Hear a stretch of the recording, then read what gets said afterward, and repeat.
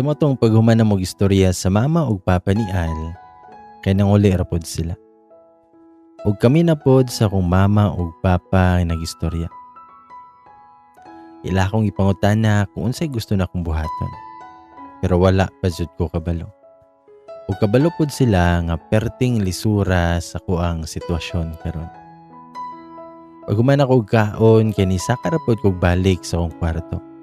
Ug didto kay naghuna-huna jud kog ayo kung unsaon ako. Sumotong ni chat ko sa manghod ni Al. Nangutana ko niya kung unsay angay na akong buhaton. Ug niingon ra po na ang manghod ni Al, nakabalo siya sa kalisod ug sa kasakit sa kuang sitwasyon karon. Ug kabalo pod siya nga lisod kaayo para kay Al ang tanan. A week before daw kay nakabalo si Al. Nasuko pa gani si Al sa iyang kuya. Pero naglisod siya kung saan pag-istorya kay lagi nagsakit man ang iyang kuya. Ug niingon po na ang manghod ni Al nga sulayan na lang daw na kog istorya ilahang kuya. Close man daw kunumi. Sumotong paghuman na mong istorya, naka-decide ko nga ang akong buhaton kay istoryahon sa silang Al. Sumotong gipaadto sa nako si Al sa muang balay. Maklaro yod siyahang mata nga gikan kahilak. Naluoy pod ko niya. Kabalo yod ko nga malisod kaayo para sa iyaha nga i-give up ang amuang relasyon. Sa matong nangutana ko niya nga, "Love, kaya nimo?" Nitubag po na si Al nga, "Love, kabalo ka kung giunsa ti ka paghigugma. Gugmaan kay kunimo. Kabalo ka nga dili nako kaya. Ug pwede pa lang manglayas tanduha pero konsensya nako ug mawala si kuya." Nitubag pud ko niya ana nga nakasabot pud ko niya. Pero sakit lang jud kaayo kung i-give up namo ang amoang relasyon. Ako pa siyang giingnan, basin di ay naapay pamaagi para ma-convince namo ang iyang kuya nga magpatambal. Og nakaingon na si Al nga basin wala na jud daw kunoy laing pamaagi. Kay ang ilahang pamilya daw, sila daw kay perti ng hangyo silang kuya nga magpatambal. Og nagpadayon lang may istorya ni Al ana hantod sa nikalit na siyang ingon nga magtanan na lang daw me. Nakapangutana pud ko kung unsaon na lang ako ang anak, unsaon ako ang trabaho, unsaon man ang iyahang trabaho. Ug ningon pud si Al nga muundang kuno siya.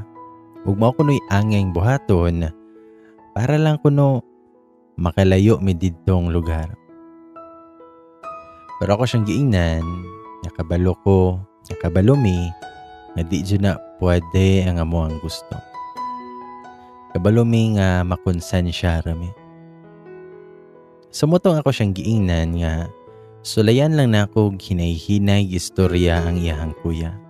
Kay basin madala pa. Nitando ra po na si Al og nangayo na sa siyag pasaylo siyang nabuhat.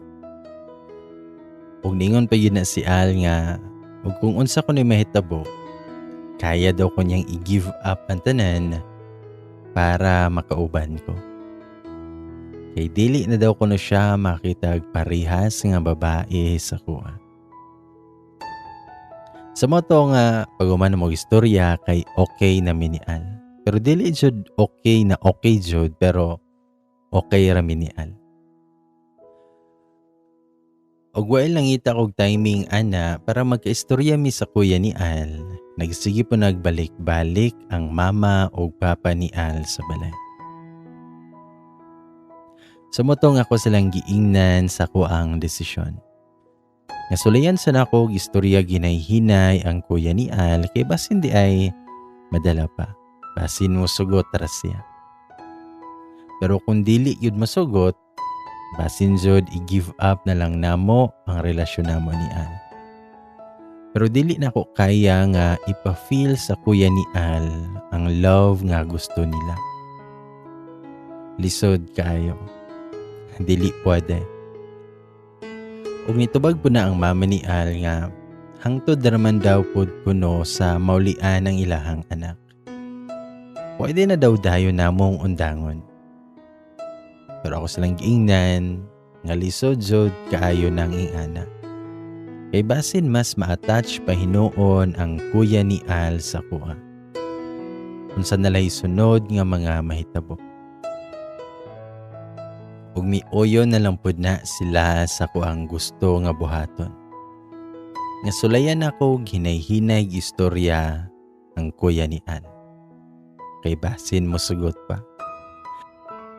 Ug nagkaistorya na pud mi sa usa ka kuya ni Al.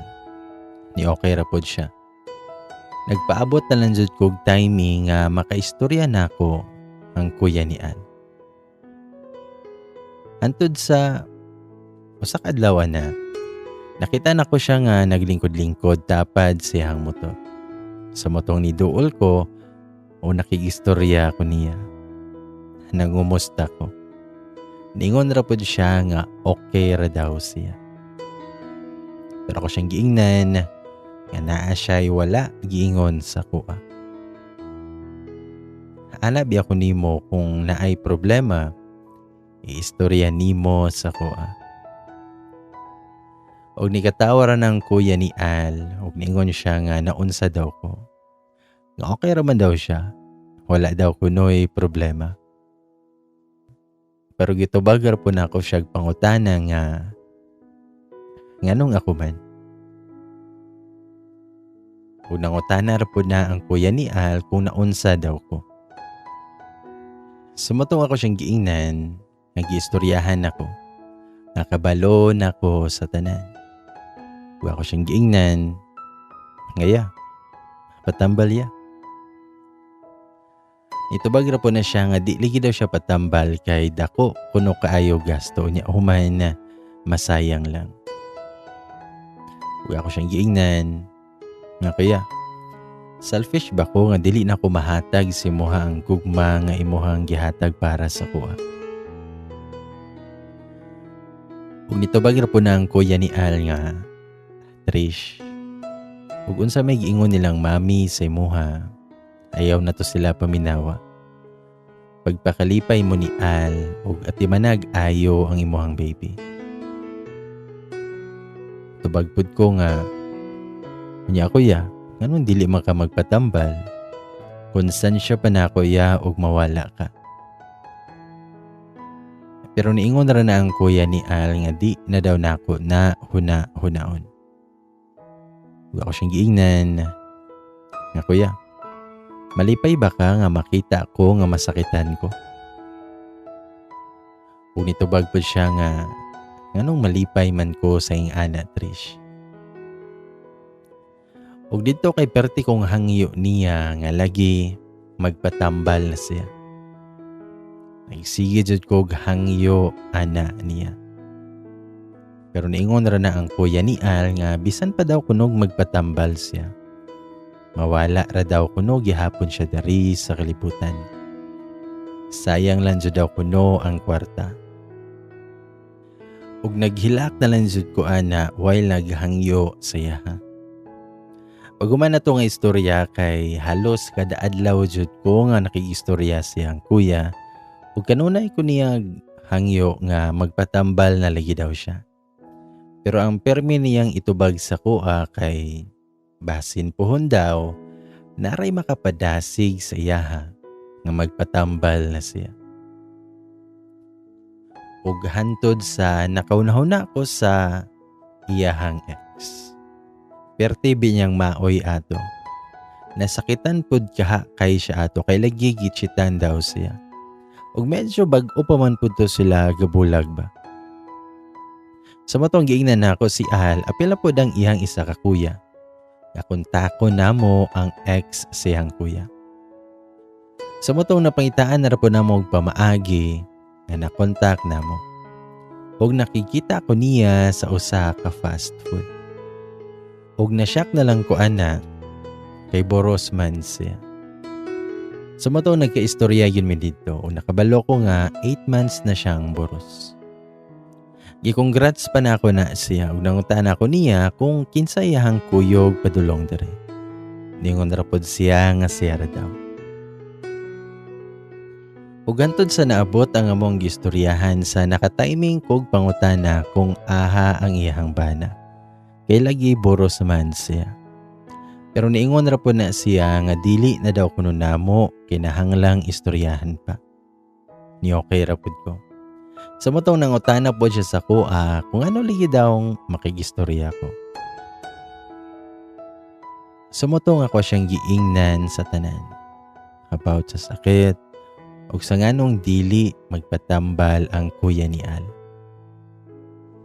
Ug nangutana pud ko niya kung nganong naunsa ang ilahang relasyon. Ningon ra po na si Miss M, ang ex sa kuya ni Al nga wala daw kuno siya nag-cheat. Ug wala daw kuno siya naka-explain og tarong sa kuya ni Al kung anong nahitabo ang tanan. Iya kong giingnan nga ang iyahang papa daw kuno kay gi-fixed marriage siya. Para daw kuno sa ilahang negosyo. Nakabalo siya ana kay mga 2 months before nga monaog ang kuya ni Al. Pero wala niya giingnan kay abi niyag ma-okay pa ang tanan. Abi niyag madala paghangyo ang iyahang papa. Pero naabot na lang ang time nga nakanaog na ang kuya ni Al. Nagkita sila. Pero wala gihapon niya na istorya sa iyahang tanan. Nagpadayon ra ang ilang relasyon sa kuya ni Al ug nagpadayon ra pod ang plano sa iyang papa. Ug hantod sa giingnan na lang daw siya sa iyang papa nga nanay date ang ilahang kasal. Wala na siya laing mahimo kundi sultian ang kuya ni Al about sa guy. Pero dili tanan iyahang gistorya. Ug mao na pud to ang last nilang istorya sa kuya ni Al. Pero wala na dayon ang fixed nga marriage. Kay nabuntis si Miss M. Boros siya. Gipalayas pagani siya sa iyahang papa. Ug gisulayan pagani niya kontak ang kuya ni Al. Pero dili naman daw kuno ma-reach. Ug pagkadungog nako ana kay nakahila ko. Ug nangutana pud ko niya kung pwede bang kung nabay chance nga magkaistorya silang duha. Ni okay ramon pud na si Miss M. Sumotong gikuha mi ni Al. Pag-abot na mo sa mua, nagkunot yun ang agtang sa kuya ni Al. Klaro kayong di siya ganahan sa nahitabo. Pero nakiistorya man gihapon na siya ni Miss M. Og didto kay nangutana ang kuya ni Al kung nag-unsa si Miss M didto. Og giingnan na ni Miss M ang kuya ni Al sa tanang mga nahitabo. Sa mga tinuod niya nahitabo. Ug didto kay giingon niya nga ang papa sa iyahang gibuntis karon kay ang kuya ni Al. Nangayo siya sorry kung anong wala niya gisulti ang tinuod tanan sa una. Ug nangayo po na siya sorry nga napasakitan niya ayo ang kuya ni Al. Pero dili na motuo ang kuya ni Al nga iyahatong anak. Pero gisulayan gyapon nagpasabot ni Miss M ang kuya ni Al. Ningon pa na ang kuya ni Al nga kabalo ka kung unsa pag-uol nga nawala ka. nasakitan kay ko sa tanan. Dili ti ka madawat karon. Pero kung ako adyo ng anak, pwede ako mo sustento anak. Og niingon ra po na si Miss M nga nakasabot siya sa desisyon sa kuya ni Al. Pero lagi unta hoping gyapon siya nga mapasaylo siya. Nga ma-okay ra ang tanan. Pag human na lang istorya kay gikuyog ra po na muna si Miss M sa muang balay. Dito siya magpahuway. Boros ra ba. Ug hoping ra gyapon siya nga ma-okay ra gyapon ang tanan. Pag human ato kay padayon ra gyapon ako ang pag-istorya ug paghangyo sa kuya ni Al nga magpatambal siya. Nya karon apil na pod si Miss M nga motabang og istorya siya ha. Dili pa man yun okay kay silang duha. Pero karon na sila communication. Og hantod sa miabot na lang ang isa ka adlaw ana, naka-decide na ng kuya ni Al nga magpatambal. Giubanan siya perme ni Miss M. Medyo na okay na miana. Bisan pa magwala pa nulian ang kuya ni Al, pero at least karon kaya nagpatambal na siya. Ug na okay na pud sila ni Miss M. Ug hantod sa nanganak na si Miss M.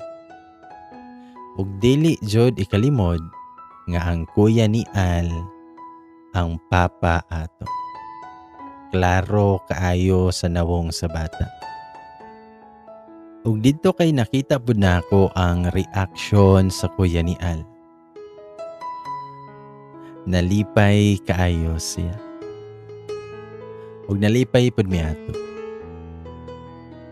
Ug paggawas ni Miss M sa ospital, kay dito na siya nagstay sa ilahang kaal. Kauban ang kuya ni Al. Ug nangayo na po nagpasaylo ang kuya ni Al sa kuha, apil na pod kay Al. Ug nagpasalamat pod siya sa kuha nga wala daw kuno ko gikapoy og sigig hangyo nga magpatambal siya. Ug nangita pa jud kog pamaagi para mosugot siya. Gina na po namo siya nga di na niya angay tong hunaon-hunaon. Kaya ang importante kay kung unsa ang karon. Pag human nato nga istorya kay okay na jud mi ni Al. Okay na jud kayo. Niya si Miss M ug ang kuya ni Al kay okay na pod kayo. Ug nakaya yun namo to nga pagsulay ni Al. Grabing kasakit, kalisod, ang amuang nagyan ato. Sa motong pawion. Nibalik na sad mi ana ni Al nga moadto na sad mig langit.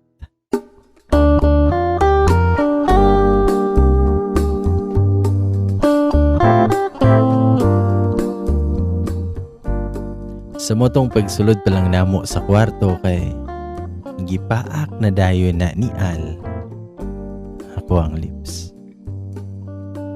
Giayo na ko niyag paak. Grabe mo kiss. Grabe mo mukbang. Ug pagsulod pa lang namo sa kwarto kay gipaak na dayon ni Al ako ang lips. Grabe makadalag. Ma-feel kayo nako ang every paak niya sa kuha. Punyayang kamot kaya wala na nahimutang. Nag-searching na. Naanay gipangita. Hantod na abot siya sa pwede niyang kumutot. Ug dito kay iyaha kong gimukbang. Grabe mo dalag mukbang si Al. Ug iyahan akong gipahigdaan na. Ug dito na lang nako na-realize na Wala naman di ay ko'y gisuot. Ug didto kay nag-part 2 siya siyang pagmukbang sa kuha. Grabe mo dala. O giayo jud ko romansa ana ni Al. Grabe kalami. Pag umaniya, kinihonghong lang na siya sa kuwag ni ingon nga, "It's your turn, baby." Basta kay murag nang gilok man na ako ang kaunoran. Ug syempre wala jud ko nagpalupig. Gipalamian ako siya kayo. Kay basig, mailog ba? Mainta na lang makahinumdum siya sa kuha kung yun sana ko siya. Yun sana ko siya pagkaon ba? Bitaw. Sa matong paghumana ko romansa saya. Iyahan akong gipahigdag balik ana og paspas kay siyang nakapatong sa kuha. Og dito kay perte na nakong kanta. Mga A, I, O. Grabe kalami. Nagtiad-tiad na jud ko sa kalamiana og iyang giusab ang amo ang posisyon. Taud-taud ana kay giusab na sa. Pero siya ra ang gadala sa tanan. Hantod sa ingon na siya nga, "Love, ikaw na pod." Sa moto nga, ako na pod ang driver. Murag wala na ko'y pakiato kung nadunggan ba mi nilang mama sa moang gipangbuhat. Basta kay nagpabuhagay lang mi sa moang mga na-feel ato nga time. Ay sige na lang ingon si Al nga lami daw kuno kay ko madala. Pero ako siyang giingnan nga siya na pod kay kapoy na. Pero niingon na si Al nga ipadayon na lang daw kuno na ako kay hapit na kuno siya maabot. Sumoto ako pod gidrivean ako siya gayo. Kanang balod-balod jod nga hantod sa gipaspasan jud gayo. O grabe na pod kaayog mga words nga gipanggamit si Al. Ako pod kay lami na jud kayo sa tanan. O gantod sa nabot jud miglangit. Kapoy kaayo pero lami pod kaayo. Paguman ana kay nagpangita jud kog trapo. Pero niingon man na si Al nga ayaw na. Tilaan na ran ako na.